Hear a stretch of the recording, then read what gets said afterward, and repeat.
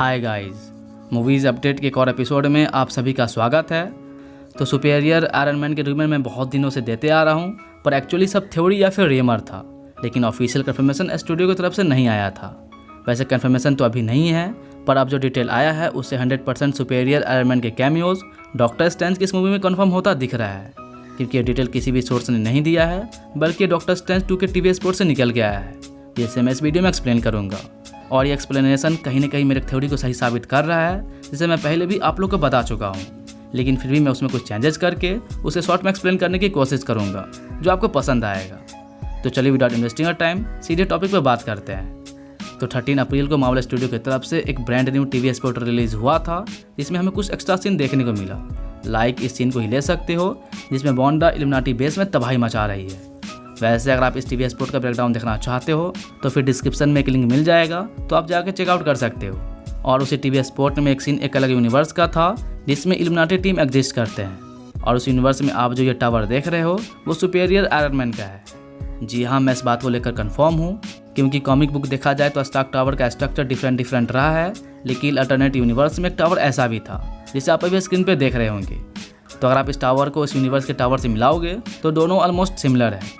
वैसे आयनो की क्लियर में देखने को नहीं मिल रहा है, पर भाई स्ट्रक्चर के हिसाब से मैं इस बात को लेकर श्योर हूँ कि टावर सुपेरियर आयरन मैन का ही है। और इससे मेरा एक थ्योरी सही साबित हो रहा है, जो मैंने लगभग 1 महीना पहले आप लोगों को बताया था, जिसे मैं फिर से कुछ चेंजेस के साथ एक्सप्लेन करता हूँ। तो उस थ्योरी के अकॉर्डिंग डॉक्टर स्ट्रेंज एक ऐसे यूनिवर्स में जाएंगे जहाँ पे एक टावर पर स्टार्क लिखा होगा।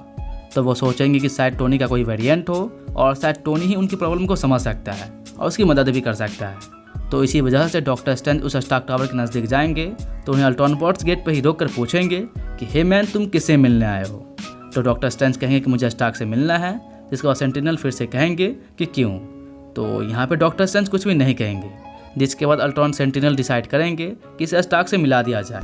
जिसके बाद डॉक्टर स्ट्रेंज को एक रूम में ले जाया जाएगा, जहाँ स्टार्क एक सूट में होंगे, जो व्हाइट और ब्लू का एक ऐसा कॉम्बिनेशन होगा जो उनकी बॉडी से एकदम चिपका होगा, लाइक नैनोटेक जैसे, या फिर सिम्बियोट का भी एग्जांपल ले सकते हो। और यहाँ पे स्टार्क पीछे घूमकर एक ड्रिंक बना रहा होगा और एक रॉक म्यूजिक भी सुन रहा होगा। जिसके बाद डॉक्टर स्ट्रेंज कहेंगे कि हे टोनी, मुझे तुम्हारी मदद चाहिए।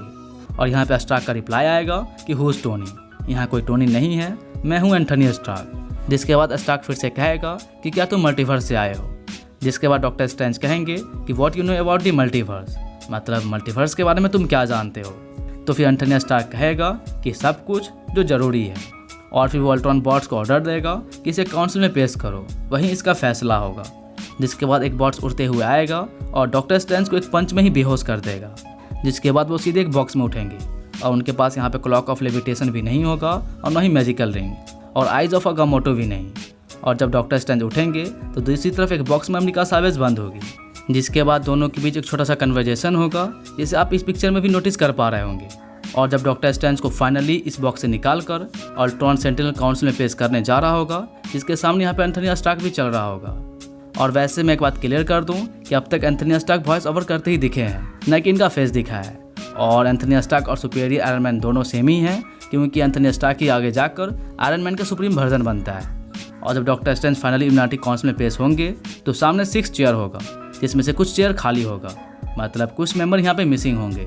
और मिडिल वाले चेयर पे चार्ल्स एक्जेवियर हैं, जिसका रोल यहाँ पे पैट्रिक स्टेटवर्ट ही करने वाले हैं। और साइड में मास्टर मोडो चल के आ रहा होगा, और यहाँ पे डॉक्टर स्ट्रेंज सब कुछ एक्सप्लेन करेंगे कि उनके यूनिवर्स में चल के आ रहा है और कैसे वांडा रियलिटी को मैनिपुलेट कर रही है। और अगर वांडा को रोका नहीं गया तो सारे टाइमलाइन ब्रेक हो सकते हैं, और उन्हें जल्दी एक जगह पे जाना है ताकि वांडा को रोका जा सके। लेकिन फिर भी ये इल्यूमिनाटी है जहाँ पे डॉक्टर स्ट्रेंज पे बिल्कुल भी यकीन नहीं किया जाएगा, और चार्ल्स एक्जेवियर सुप्रीम मोडो से कहेंगे कि किल हिम। जिसके बाद जब डॉक्टर स्ट्रेंज और मोडो के बीच फाइट हो ही रहा होगा, तो यहाँ पे एक अलार्म बजेगा। जिसके बाद सभी इल्यूमिनाटी टीम डर जाएंगे कि आखिर यहाँ हो क्या रहा है। लेकिन डॉक्टर स्ट्रेंज जानते कि कौन आ रहा है, क्योंकि वांडा को यहाँ पे अमेरिका सावेज की पावर चाहिए, ताकि किसी अल्टरनेट टाइमलाइन से वो अपने बच्चों को ढूंढ पाए। और जैसे वांडा एंटर करती है तो बाहर अल्ट्रॉन सेंटिनल उन्हें रोकने की कोशिश करेंगे, लेकिन अनफॉर्चुनेटली वांडा के पास क्योस मैजिक है, जिससे कि कोई भी बॉट्स उनके नज़दीक भी नहीं आ पाएंगे। और जैसे जैसे वांडा आगे बढ़ेगी, क्योस मैजिक चारों तरफ से फैलता जाएगा और सब कुछ डिस्ट्रॉय होता जाएगा, जिससे बहुत तबाही मचेगी। और जब वांडा ऐसे काउंसिल में एंट्री लगी, तो सबसे पहले यहाँ पे कैप्टन मार्वल की वेरिएंट उसे रोकने की कोशिश करेगी और अपने फुल पावर के साथ एक बीम वांडा पे फेंकेगी, लेकिन वांडा आराम से रोक कर उसकी एनर्जी उसके खिलाफ यूज़ करेगी, जिससे कैप्टन मार्वल की वेरिएंट बहुत ज़्यादा दूर जाके गिरेगी। जिसके बाद मिस्टर फैंटास्टिक आगे आकर वांडा से कहेंगे कि रुक जाओ नहीं तो तुम मारी जाओगी। जिसके बाद वांडा रुकेगी नहीं और आसपास के वॉल को डिस्ट्रॉय करने लगेगी। जिसके बाद रीड रिचर्ड गुस्से में आकर अपने हाथों को बहुत लंबा करके वांडा को पकड़ लेंगे। लेकिन वांडा एक नेक्सस बीइंग है जो बहुत ज़्यादा ही पावरफुल है, जो मैजिक की मदद से आराम से बाहर निकल जाएगी और ऐसा मैजिक कास्ट करेगी। कास्ट से मेरा मतलब है कि वो ऐसा एनर्जी मिस्टर फैंटास्टिक की तरफ फेंकेगी कि मिस्टर फैंटास्टिक रबर की तरफ पिघलने लगेंगे। और इस फाइट का कंपैरिजन स्पाइडरमैन 2 के 10 फाइट सीन से किया गया है, जिसमें स्पाइडरमैन भर से डॉक्टर ऑक्टोपस हो रहा था। और इसके बाद डॉक्टर स्ट्रेंज सुप्रीम मोटो से कहेंगे कि मेरा हाथ खोलो, मैं ही इसे रोक सकता हूँ, नहीं तो तुम सब मारे जाओगे। जिसके बाद सुप्रीम मोटो डॉक्टर स्ट्रेंज के हैंडकप को खोलकर वो वांडा को रोकने के लिए चले जाएंगे और इन दोनों के बीच थोड़ा फाइट होगा। और एट द एंड में वांडा अपनी मैजिक की मदद से सुप्रीम मोटो को ऊपर उठाकर मार देगी, लाइक थैनोस जैसे उसने एवेंजर्स इंडिया में थैनोस को उठाया था वैसे ही।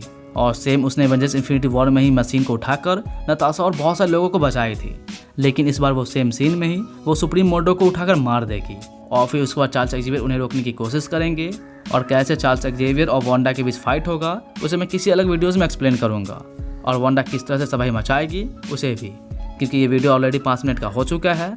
जिससे कि अगर मैं हर कैरेक्टर के फाइट को एक्सप्लेन करने चला तो 10 मिनट से भी ऊपर चला जाएगा और मैं लंबी वीडियोज़ बनाना नहीं चाहता। खैर, तो अब इस वीडियो को यहीं पे एंड करते हैं, लेकिन उससे पहले आप मुझे बताओ कि आपको ये फैन थ्योरी कैसा लगा, क्योंकि आपके रिव्यू मेरे लिए बहुत मायने रखते हैं। लेकिन फिर भी उम्मीद करता हूँ कि आपको वीडियो अच्छा लगा होगा। तो इनकेस अच्छा लगा है तो लाइक करना और ऐसी वीडियोज़ देखने के लिए सब्सक्राइब भी कर लेना। और जब भी सब्सक्राइब करने का मूड बने, चाहे वो आज हो या फिर किसी दिन, तो फिर सब्सक्राइब करने के बाद बेल आइकन पर क्लिक करके ऑल भी कर देना नोटिफिकेशन के लिए। नहीं तो ऐसे सब्सक्राइब करने का कोई फ़ायदा भी नहीं। और कुछ भी पूछना किसी मूवी के बारे में या फिर किसी वेब सीरीज़ के बारे में तो आप मुझे कमेंट करके पूछ सकते हो। मैं सारे कमेंट का रिप्लाई देता हूँ। या फैन थ्योरी है तो आप मुझे कमेंट करके बताओ, मैं आपके फैन थ्योरी पे नेक्स्ट वीडियो बनाने की कोशिश करूँगा। तो फिर मिलता है आपसे किसी और वीडियो में, तब तक के लिए बाय गाइज़।